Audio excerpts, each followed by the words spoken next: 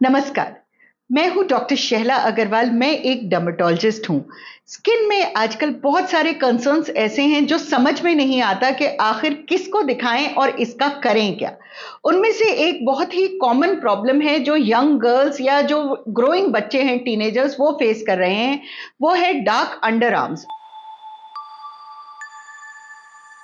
Under arms की skin बहुत ज्यादा डार्क हो जाती है और कई बार नेक की स्किन में भी डार्कनेस नजर आने लगती है, जिसको डर्टी नेक सिंड्रोम बोला जाता है। टीनेजर्स की मदर्स हमारे पास आके काफी बार बोलती हैं कि मैम ये नहाता नहीं है और हम रगड़ के सफाई करना चाहते हैं फिर भी ये साफ नहीं होता है। जनाब, ये साफ होने वाली चीज नहीं है, ये स्किन की डार्कनिंग है, जिसको एकेंथोसिस निग्रिकेंस भी बोला जा सकता है। अब मैंने एकेंथोसिस निग्रिकेंस बोला तो कहीं ना कहीं लोग गूगल करके उसको कहीं से कहीं पहुंचा देंगे। ये डरने वाली कोई चीज नहीं है, लेकिन ये बॉडी की रेजिस्टेंस को दिखा रहा है। बॉडी में इंसुलिन रेजिस्टेंस बढ़ गई है, माने जितना भी इंसुलिन है वो काम नहीं कर पा रहा है।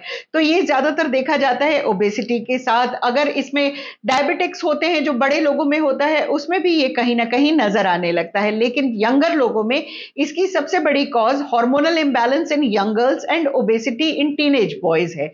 तो उसके साथ साथ होता क्या है कि कई बार जो आप हेयर रिमूवल प्रोडक्ट्स यूज कर रहे हैं उससे भी डार्कनिंग होने लगती है। इसमें खासकर जो सबसे बड़ी कल्प्रिट है वो है हेयर रिमूवर क्रीम, क्योंकि वो क्रीम बाल के साथ साथ स्किन की भी एक लेयर को हटाती है। तो इसका मतलब है कि हेयर रिमूविंग क्रीम को इस्तेमाल ना करें, उसको सिर्फ किसी इमरजेंसी के लिए रिजर्व रखें, पर रूटीन में उसका इस्तेमाल ना करें।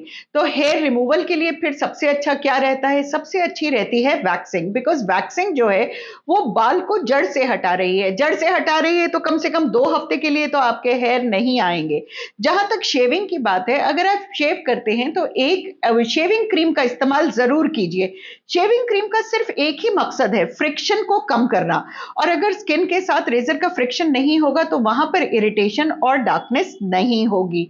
लेजर हेयर रिमूवल एक परमानेंट सोल्यूशन है, लेकिन परमानेंट का मतलब यह है कि हिंदुस्तानी स्किन में हम लेजर हेयर रिमूवल नहीं, लेजर हेयर रिडक्शन बोलते हैं।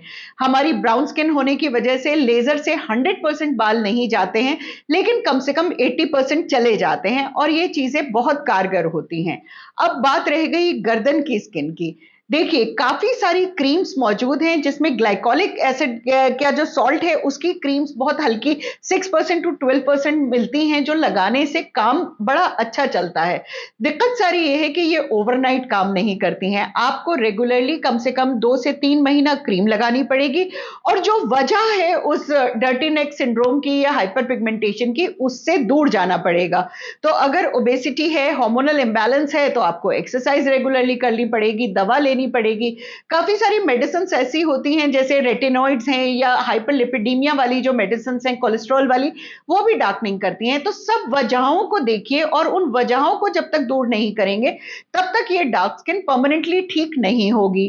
क्रीम्स की जो वैल्यू है वो 2 से 3 हफ्ते लगाने के बाद आपको एक डर्मेटोलॉजिस्ट को जरूर दिखाना चाहिए, बिकॉज बहुत सारी ट्रीटमेंट्स हैं जिसमें केमिकल पील्स भी होती हैं, ग्लाइकोलिक ट्रीटमेंट होती है जो काफी हद तक डार्कनेस को कम कर देती है।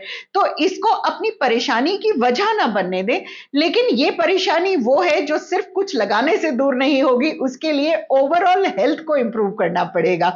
तो डार्क आर्म्स, डार्क नेक या डार्क बॉडी क्रीजेस ये परेशान होने की चीज नहीं है, लेकिन आपको इसके पीछे लगना पड़ेगा ताकि ये हमेशा के लिए आप इससे निजात पा सकें।